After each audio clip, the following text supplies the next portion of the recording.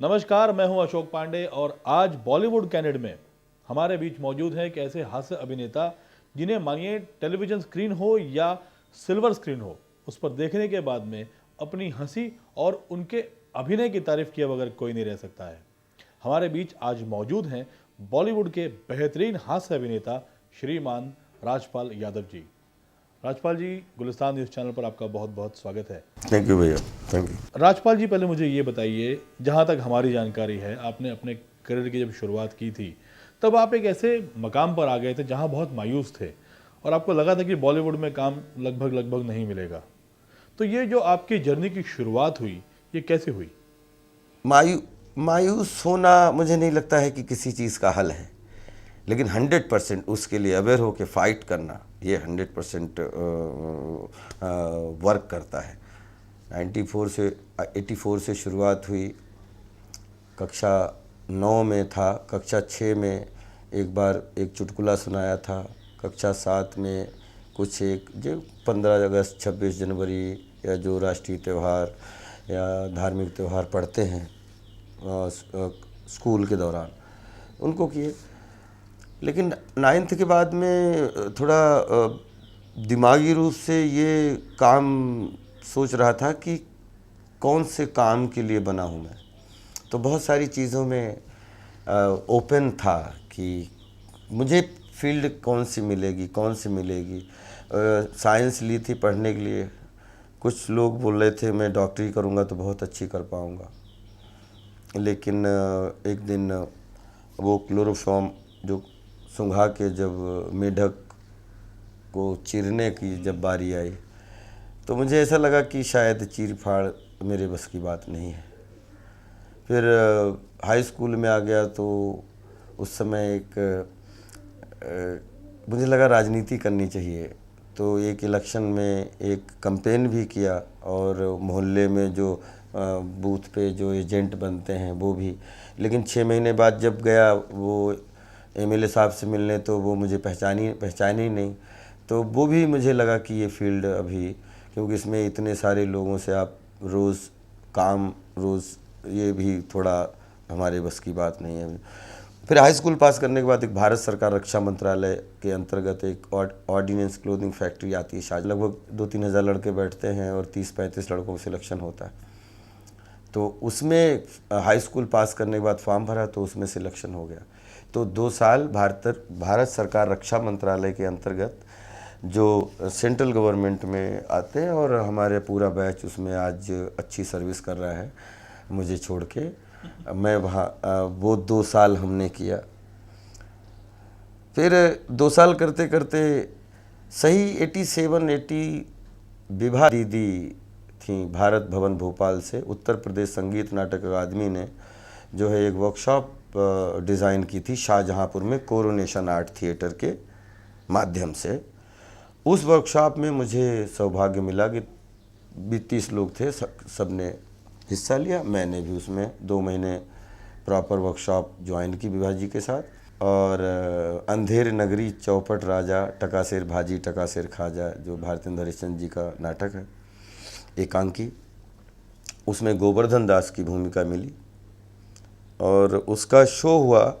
और सुबह पेपरों में जिस तरीके की न्यूज़ निकली और शाम को जिस तरीके की तालियां मिली, तो पता नहीं लोगों को परफॉर्मेंस से क्या मिला या लोगों को उससे क्या मिला नाटक से, मुझे पता नहीं, लेकिन मुझे संतुष्टि बहुत मिली और मुझे सुकून बहुत मिला कि शायद ये वर्क जो है जो हमारे तन मन में कहीं न कहीं इधर उधर से रोज छेद कर रहा था वो रास्ता। बस उसी दिन से अभिनय के तांगे में मच गया घोड़े की तरह। मुंबई की तरफ कैसे आना हुआ और आने के बाद जब मुंबई में आप तो वहीं पे आ रहा हूँ कि राष्ट्रीय नाट्य विद्यालय में हमने अप्लाई किया और वहाँ पे 3 साल के लिए हमें ट्रेनिंग करने का मौका मिल गया। और जब दिल्ली में 5 साल ट्रेनिंग हो चुकी थी और 5 साल का थिएटर हो चुका था, तो अब जो भी करना था वो अभिनय में ही करना था। और आटा और आर्ट के दोनों के बारे ये में तय हो गया था कि अब अभिनय ही करना है। हाँ, ये बिल्कुल फ्रॉम द फर्स्ट, जैसे कभी भी हमने कोई काम ऐसे जानबूझ के अगर कोई आंधी आ जाए और हमसे कोई बोले कि ये बहुत प्यार की आंधी है और इसमें बहुत फ़ायदा हो जाएगा। आप इस आंधी में शामिल हो जाओ तो मैं कहूँगा कि पहली आंधी तो मैं देखना चाहता हूँ दूर से ताकि मुझे पता लग जाए कि आंधी में दौड़ते कैसे हो। ठीक है, तो वैसे ही ये फील्ड थी हमारे लिए। एक सीरियल था मुंगेरी के भाई नौरंगी लाल, प्रकाश झा जी ने उसको डायरेक्ट किया था। वो मुंगेरी लाल के हसीन सपने का सीक्वल था, उन्होंने हमें उसमें कास्ट किया। एक साल इस तरीके से हमारा मुंबई में बीता, 97, 98, 99 में एक फिल्म थी शूल, और उसमें 3 लाइन का मुझे रोल मिला, क्योंकि 3 लाइनों से मुझे बड़ी मोहब्बत रही। मुझे पहली बार थिएटर में भी 2-3 लाइन का ही रोल मिला था, इसमें भी 3 लाइन का रोल, क्योंकि मुझे सिनेमा में ही जाना था, तो हमने 3 लाइन का रोल एक्सेप्ट किया, और वो 3 लाइन का रोल ही 30 लाइन का बन गया ऑन द स्पॉट। वो शुरुआत की 3 लाइन क्या थी?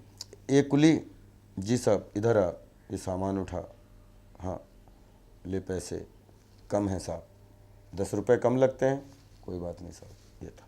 यही 3 लाइनें जब शूट होने गई बिहार में, और इसलिए हम बहुत रिस्पेक्ट करते हैं कि 5 लाख लोग वहाँ पे इकट्ठे थे शूटिंग के लिए। रवीना टंडन, मनोज बाजपेयी, सारे लोग वहाँ पे, बहुत अच्छा। और वहाँ पे ये कुली इधर आ, सामान उठा, ये रख, और वहीं पे फिर डायलॉग चल रहे थे कि ये महाराज जितने प्यार से हम पैसा मांगते हैं ना, उतने प्यार से पेटवा भी फाड़ देते हैं, निकाल हमारा पैसा। इस तरीके से एक ही सीन था। ये महाराज धमकी, जितने प्यार से हम पैसा नहीं मांगते हैं ना, उतने प्यार से पेटवा भी फाड़ देते हैं, चुपचाप दाहिने हाथ से दे दीजिए हमारा पैसा। अच्छू के देख। आज 3 लाइनों की वजह से लगभग 20 फिल्में मुख्य भूमिका में कर चुका हूँ। मुख्य भूमिका की जहाँ तक बात की जाए, आपने जो भी फिल्में की हैं उसमें हर किरदार को लगभग सराहा गया, यानी एक अलग ही छाप छोड़ जाते हैं। राजपाल यादव आज एक बॉलीवुड का ऐसा नाम बन चुके हैं जो भी किरदार वो निभाते हैं वो कहीं ना कहीं अपनी छाप दर्शकों पे छोड़ जाते हैं। हम किरदार जीना चाहते हैं, हमें अच्छा लगता है, हमारा यही शौक है कि एक चोर होता है, वो दुर्भाग्यशाली होता है, वो अलग अलग भेष रख के लूटने जाता है। लूटने तो मैं जीवन में, लेकिन लुटेरा किसका? प्यार का, मोहब्बत का, आशीर्वाद का लुटेरा, जिसमें मुझे अच्छा लगता है कि चलो ईश्वर ने अगर ये कृपा कर दी कि चोर नहीं बनाया, क्योंकि रोजी रोटी कमाने के लिए अगर चोरी करनी पड़े तो वो उससे बड़ा दुर्भाग्य कुछ नहीं होता, और रोजी रोटी कमाने के लिए आपको अपने शरीर का यूज़ करना पड़े उससे बड़ा सौभाग्य कुछ नहीं होता। और दोनों तरफ, दोनों के नाम हैं लूटने वाले, लेकिन एक तरफ मनोरंजन की सेवा करके लोगों का प्यार लूटते हैं, और एक तरफ लोगों की आंखों में धूल झोंक के लोगों का घर लूटते हैं। तो घर लूटने वालों से अच्छा है कि लोगों की नज़र में नज़र डाल के लोगों का प्यार लूटें, और अच्छा लग रहा है। और इसलिए अलग जितने भी चरित्र मिलते हैं, मुझे लगता है कि मैंने अगर अपने जीवन में अभी अगर नुक्कड़ नाटकों से लेके और पिछले 25, 27 साल, 28 साल में जो भी बचपन से लेके अभी तक किरदार किए, तो 1000 तो हो गए होंगे लगभग अलग अलग।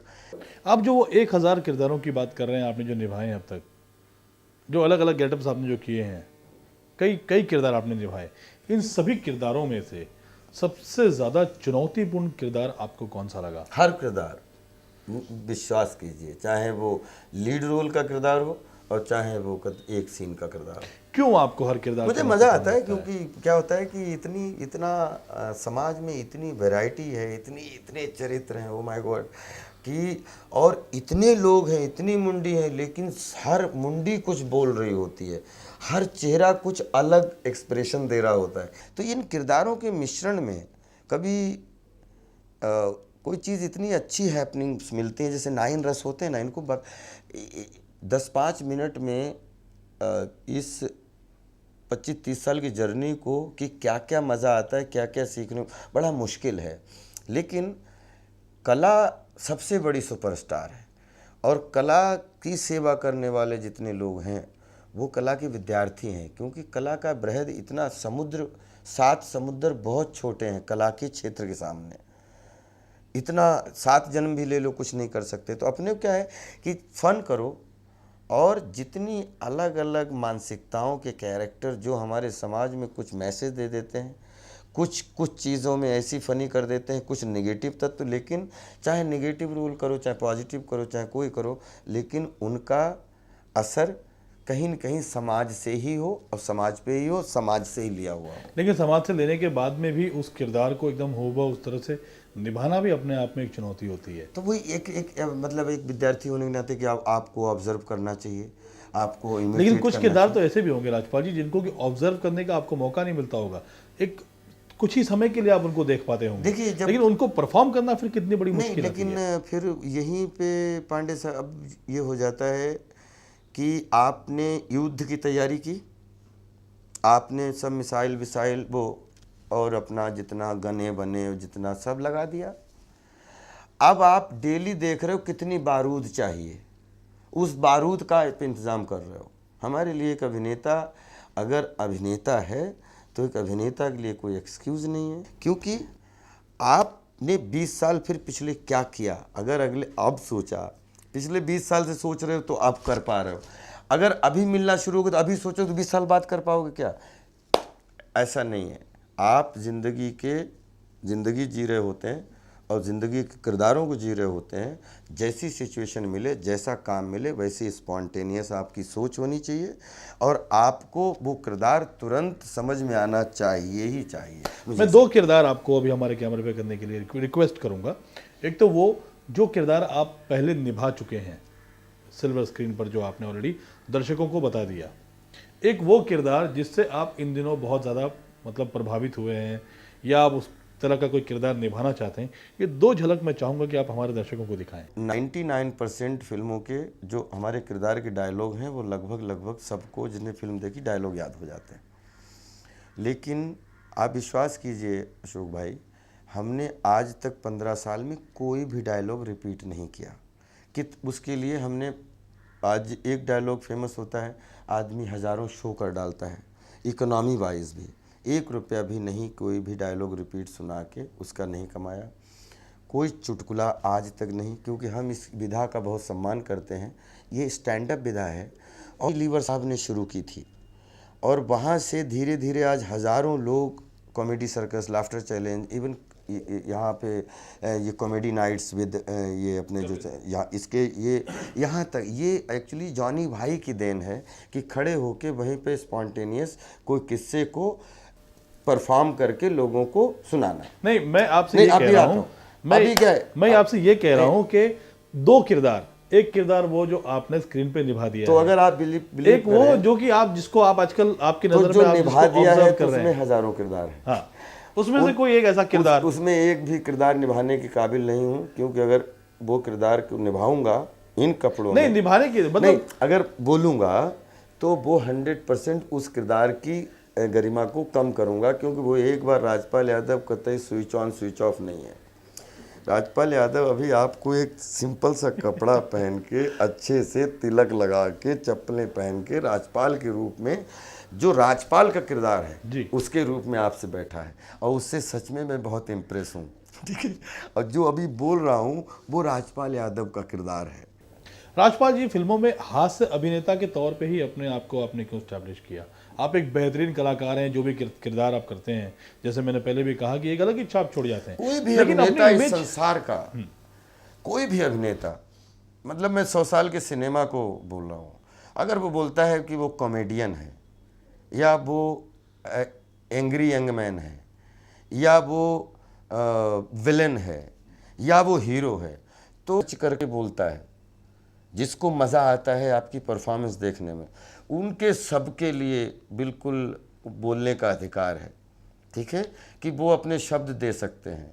लेकिन कोई भी अगर अभिनेता ये बोलता है कि मैं कॉमेडियन हूँ या मैं विलेन हूँ या मैं हूँ, तो उससे छोटा अभिनेता, उससे दया का पात्र मुझे कोई अभिनेता नहीं लगता। क्योंकि अगर देखिए हीरो की इमेज में जाएंगे आप, तो जो 20 माले की बिल्डिंग पर चढ़ के पीछे बाँसों को पकड़ के और उस पर वो रख के, और पूरे दिन अगर आँख झपक जाए, थकान हो जाए, कुछ हो जाए, नीचे कोई सेफ्टी नहीं, और पूरे दिन अपने इस पेट की चलाने के लिए प्राउड के साथ वो पूरे दिन बिल्डिंग के ऊपर काम करके नीचे को आते हैं, पैसे लेते हैं, हीरो हम उनको मानते हैं। या बर्फ़, आप 6 महीने से बर्फ़ को, हाथों में बर्फ़, पैरों में बर्फ़, इस पे बर्फ़, इधर बर्फ़, उधर बर्फ़, और आप साहब आप हीरो हैं। हीरो की परिभाषा हमारे सामने जब भी करोगे आप, तो उसमें film industry, cricket industry, business industry, इन सबको निकाल के बात करिएगा। क्योंकि मैं ये नहीं कि हम उन ऐसे लाखों करोड़ों जीरो को जानता हूँ जिनमें एक उच्च कोटि के हीरो छिपे हुए हैं।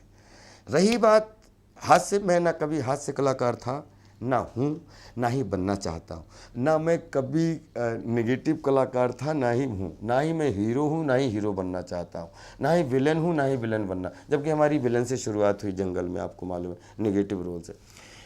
मैं एक अभिनय का विद्यार्थी हूँ और मुझे अलग अलग चरित्रों को जीने में मज़ा आता है। आप अभिनय के विद्यार्थी ऐसे हो गए हैं कि आपके साथ में जो आपकी जो मुख्य भूमिका निभाने वाले जो हीरो हैं उनको भी डर लगता है कि राजपाल यादव इस पिक्चर में काम कर रहे हैं। आपके साथ में जो आपकी जो मुख्य भूमिका निभाने वाले जो हीरो हैं अभिनेता, सहायक अभिनेता हूँ।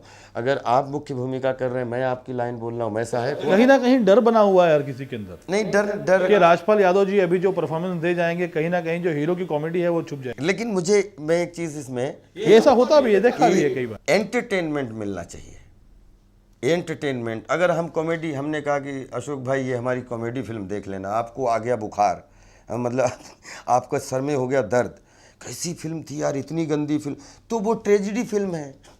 तो मेरे कहने का मतलब ये है कि चाहे वो हो डर्टी पिक्चर, चाहे हो पार्टनर, और चाहे हो तारे ज़मीं पर, एक सीरियस एंटरटेनमेंट, एक कॉमिक एंटरटेनमेंट, एक जो क्या बोलते हैं मिडिल, जिसमें एक किसी एक्ट्रेस के ऊपर, तीनों एंटरटेनमेंट हैं। और तीनों एंटरटेनमेंट चल रहे हैं, सर में दर्द नहीं हो रहा है, तो इनको किसी भी एंटरटेनमेंट कैटेगरी में नहीं रख सकते।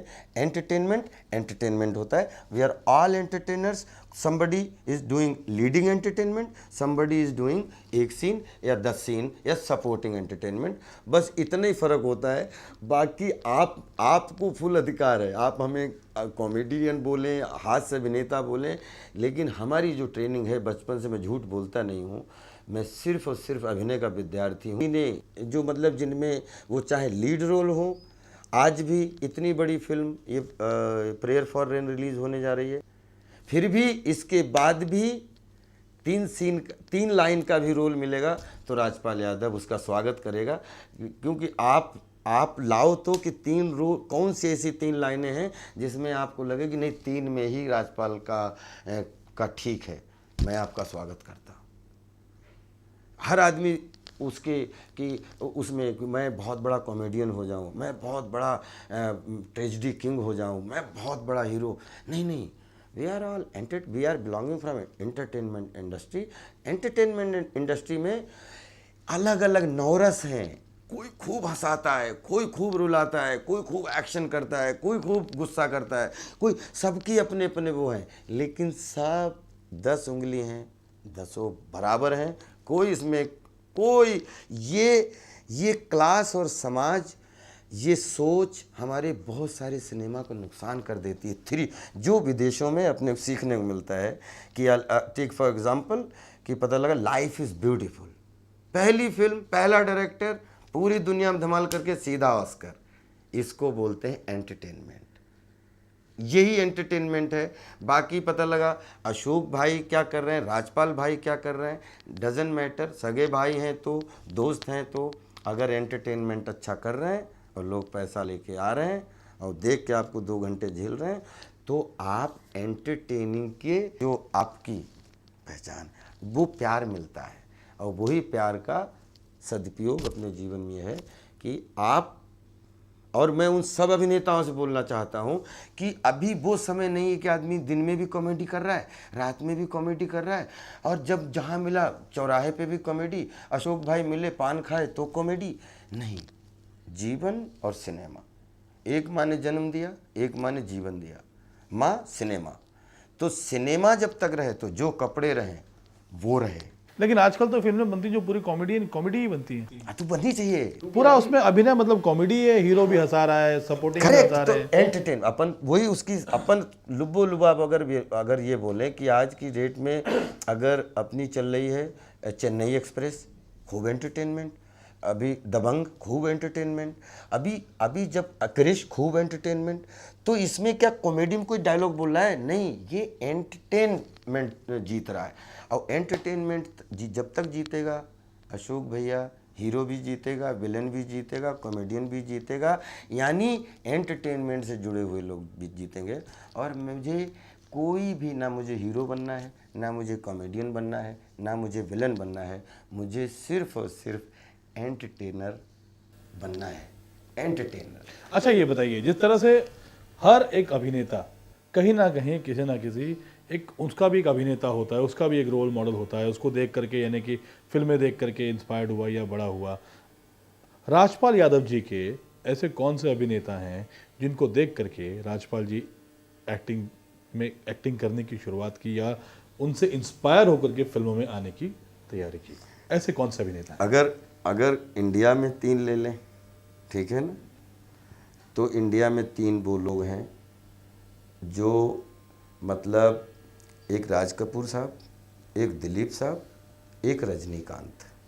ठीक है, बच्चन साहब को मैं उस कैटेगरी से इसलिए अलग रखता हूँ क्योंकि वो एक 3 डायमेंशनल अलग तरीके, वो हमारे देश के महानायक की उपाधि हम लोगों के बीच में, तो उनका नाम तो अब हम उससे भी ऊपर समझते हैं। लेकिन राज कपूर साहब जब तक प्राण हैं सलाम करता रहूँगा। रजनीकांत साहब को मैं इस देश विश्व का सबसे बड़ा हीरो मानता हूँ, ठीक है, और दिलीप साहब को बहुत अच्छा अभिनेता मानता हूँ। एक अभिनय के माध्यम से एंटरटेन करता है, एक जगलरी के माध्यम से एंटरटेन करता है। रजनीकांत साहब ने जिस तरीके की जगलरी बोलते हैं उसको एक अच्छा रूप दे के कितना बड़ा एंटरटेनमेंट देते हैं, वो आज कितना बड़ा सिनेमा सेव कर देते हैं। और वर्ल्ड वाइड अगर एक नाम चुनना हो, चार्ली चैपलिन साहब। उन्हीं का नाम क्यों? चार्ली चैपलिन साहब की, आज अगर पुलिस में जाना है तो आपको इतनी हाइट चाहिए, आपको इसमें जाना है तो आपको ये चाहिए, आपको इस सर्विस में जाना है तो आपको ये चाहिए, आपको यहाँ पे चलना है तो ये चाहिए। जो एक, मुझे नहीं लगता है कि आज कितने साल हो गए हैं, चार्ली चैपलिन का रिप्लेसमेंट तो बहुत दूर है, कोई चार्ली चैपलिन की सोच का बंदा आ जाए। इतना बड़ा पहाड़, एवरेस्ट से बड़ा पहाड़ है क्रिएटिविटी, एक्टिंग में, मूक अभिनय करके। वही एक बंदा ऐसा अपने जीवन में हुआ है जिसने ऑडियंस को रिमोट की तरह यूज़ किया। रिमोट में जहाँ पे मुस्कुराना है धीरे मुस्कुराओगे, जहाँ खुल के हंसवाना है हंसेंगे, और एक मूक अभिनय से। और उसके बाद ग्रेट डिक्टेटर देखिए जिसमें पूरी फिल्म में सिर्फ बोले हैं। जूता को खा के मतलब ये दिखा दिया कि वो भी चॉकलेट की तरह खाया जा सकता है। ये एक क्रिएटिविटी की पराकाष्ठा में उनको मानता हूँ, इसलिए मैं उनको रखता हूँ इस प्लेस पर। राजपाल जी, आपके आने वाले प्रोजेक्ट्स कौन कौन से हैं और किन किन किरदारों में आपको देखेंगे हम? 10-12 किरदार देखने को मिलेंगे और उसमें 6-7 लीड हैं, 6-7 सपोर्टिंग लीड हैं। और अब ये इंटरनेशनल पहला डेब्यू हो रहा है इस साल, तो काफ़ी 15, 16, 17 आपको अच्छा मतलब किरदारों से भरा हुआ मिलना चाहिए। कई लोगों के साथ में आपने काम किया बॉलीवुड में, महानायक से लेकर के जो नए चेहरे जो आ रहे हैं उनके साथ में भी आपने कई फिल्में की। किसके साथ में काम करके सबसे ज़्यादा मज़ा आया आपको? सबके साथ। कोई ऐसे खास क्षण किसी? सबके साथ। राम गोपाल वर्मा जी के प्रोडक्शन में काम किया, एक अलग तरीके का मज़ा लिया, क्योंकि हम हमेशा नॉर्थ वेस्ट साउथ ईस्ट सब लोगों के साथ काम करने का मौका मिला। अब उसमें सबके साथ अलग अलग यादें हैं। वैसे हीरोज़ के साथ में कि आमिर खान साहब के साथ में काम नहीं किया है, बाकी लगभग सबके साथ काम किया है। मुझे याद है मैंने एक आर्टिकल पढ़ा था जिनकी आप खुद भी तारीफ़ कर रहे हैं, जब आपने उनके साथ में काम किया था, श्रीमान अमिताभ बच्चन जी, जब उन्होंने आपके अभिनय को देखा था तो उनके मुंह से एक शब्द निकल गया था कि अद्भुत। वो क्या है कि उनको मैं बहुत अलग, मैं इसलिए वो कभी उनका नाम तुलना में भी नहीं लेता हूँ कि वो एक ऐसी शख्सियत है जिन्होंने पर्दा पे पर्दा बनाया है। एक होता है किरदार, एक होता है, ऐसा लगता है कि बच्चन साहब वो पर्दे का बहुत कॉम्बिनेशन तगड़ा दिखता है। क्योंकि वक्त में आप उनके साथ में थे। जी, कई फिल्में की, वक्त थी, ये अपनी भूतनाथ थी, और उनको हम लोग सब बड़के भैया बोलते हैं। कभी उन्होंने कुछ कहा आपसे? वो बड़के भाई हैं और उनके आशीर्वाद के बगैर एक अच्छा अभिनेता आप अगर होना चाहते हो तो बहुत सारी चीज़ें हैं जो शब्दों से बताना उतना मैं नहीं ज़रूरी समझता, लेकिन अगर उनको उनके व्यक्तित्व से आपको देखने की एक डेडिकेशन क्या होता है, एक पैशन क्या होता है, हार्ड वर्क क्या होता है, और उसके साथ में लव क्या होता है, तो तीनों चारों चीज़ें मतलब जब तक वो सेट पे होते हैं तो बहती हैं। उन पेडी के आप जब टाइम से सेट पे आना, फिर तैयार होके कंप्लीट, ऐसा लगता है 16 साल लड़का खड़ा हुआ है एनर्जी में, और 40 साल का एक्सपीरियंस उसके बाद भी कतई अबोध बच्चे की तरह काम करना। 1 टेक 2 टेक 3 टेक, जब तक डायरेक्टर न संतुष्ट हो, कोई बच्चे की तरह मतलब रूठेंगे भी तो ऐसा नहीं कि अंदर से बच्चन साहब नाराज़ हो गए, बच्चे की तरह रूठे 1 सेकंड में खुश हो गए। बड़के भाई में क्रिएटिविटी के क्षेत्र में कोई अगर है तो बड़के भाई मिस्टर बच्चन साहब हैं। मैं दोबारा अपने उस प्रश्न पे आऊँगा। हमारा प्रश्न आधा रह गया कि आपके आने वाले अपकमिंग प्रोजेक्ट्स के बारे में आप कुछ बताइए। वही कि अभी जैसे एक बांके की क्रेज़ी बारात आएगी तो उसमें बांके कर रहा हूँ, एक मारे गए गुलफाम उसमें गुलफाम कर रहा हूँ, तो एक जैसे एक बजट श्रीवास्तव, एक फिल्म है हनुमान, एक फिल्म इस तरीके से अभी जैसे, और जैसे वेलकम बैक है, अब इस तरीके अभी एक शशिलाल नायर जी के साथ में एक फिल्म है। ऐसे कुछ 10-12 प्रोजेक्ट हैं हिंदी सिनेमा के जिसमें, और उसमें लगभग 6-7 हैं जो लीड के हैं, 4-5 सपोर्टिंग हैं, 1-2 गेस्ट के हैं, और एक ये हॉलीवुड वाला है। और उसके साथ में इस साल जब एक इंतज़ार था कि अंतर्राष्ट्रीय फिल्म कोई आ जाए तो फिर रीजनल फिल्मों में भी काम करना शुरू करूँगा। तो पिछले 5 साल से भोजपुरी फिल्में इतनी ज़्यादा सब, क्योंकि भोजपुरी हमारी audience, Marathi audience, Punjabi audience, Bengali audience, ये कर्नाटक, हर जगह कम से 14 भाषाएं, इनमें भी मैं अपने आप से कमिटेड हूँ कि कम से कम 4-5 फिल्में तो हर भाषा करूँगा। तो मराठी के लिए कोई ऑफर है आपके लिए? हाँ, मैंने कर भी रहा हूँ, दगड़ा बाईशी चाल, और एक फिल्म और है वो कर रहा हूँ। 5 मराठी करूँगा, 5 करूँगा भोजपुरी, 5 गुजराती, 5 ऐसे ये प्लान में, तो जैसे ये गुजराती और ये ऐसे ये हैं, तो अगले 5-10 साल में जितनी कर पाऊँगा करता रहूँ। कि जो मराठी आप बता रहे हैं दगड़ा भाई 30 साल, इसमें कोई डायलॉग है आपके दिमाग में, ध्यान में इसमें? नहीं, बहुत अभी तो बन रही है, अभी शुरू है, तो उसमें दगड़ा भाई 30 साल, दगड़ा बाईशी साल। तो जो लैंग्वेज में जो आपको जो मतलब बना के बोलना पड़ेगा, इसके लिए पूरी तरह प्रिपेयर हैं आप? क्योंकि साउथ की भी बात कर रहे हैं आप। देखिए, सिनेमा कम्युनिकेशन का माध्यम है, क्योंकि क्या होता है कई बार लैंग्वेज का माध्यम, लैंग्वेज तो बाद में डब करा दी जाती है, पूरी फिल्म डब बन नहीं जाती है, ऐसा तो कुछ नहीं। नहीं। हमारे गुलिस्तान न्यूज़ चैनल के दर्शकों के लिए क्या कहना चाहिए? बस ये कहना चाहूँगा कि आप सब खूब स्वस्थ रहें, खूब मस्त रहें, और खूब व्यस्त रहें। खूब आप सब अच्छा नाम करें, अच्छा काम करें, और अच्छा दाम, बस बोलते हैं नेम फेम मनी। और इसमें ज़रूर एक चीज़ ज़रूर रहे कि नेम रहे, फेम रहे, मनी रहे, लेकिन कोशिश करिएगा कि आपके परिवार की और आपकी एक रात की जो हमें विरासत मिली है, नींद ज़रूर रहे, नींद ज़रूर मिले हर रात में। अपने आप को 1 मिनट ज़रूर सोचते होंगे कि ये काम मुझसे बुरा हुआ, और उसकी वजह नींद में खलल पड़ता है। तो काम तो ऐसा करें जिससे नाम ही नाम हो, लेकिन नाम के साथ में नींद का ज़रूर नाम हो, वो ज़रूर करें। राजपाल जी, आप हमारे स्टूडियो में आए, आपने हमसे बातचीत की, उसके लिए आपका बहुत बहुत धन्यवाद। थैंक यू भैया, thank you so much. God bless you all, love you all. तो ये थे श्रीमान राजपाल यादव जी, जिन्होंने आज गुलिस्तान न्यूज़ चैनल के खास कार्यक्रम बॉलीवुड कैनन में अपना समय दिया और इस कार्यक्रम को एक यादगार कार्यक्रम बनाया। आपको ये कार्यक्रम कैसा लगा, आप अपनी राय हमें हमारे इन नंबरों पे और ईमेल आईडी पे दे सकते हैं। अगले हफ्ते बॉलीवुड कैनल में बारी होगी इन्हीं की तरह एक और बड़ी शख्सियत की। तब तक के लिए नमस्कार।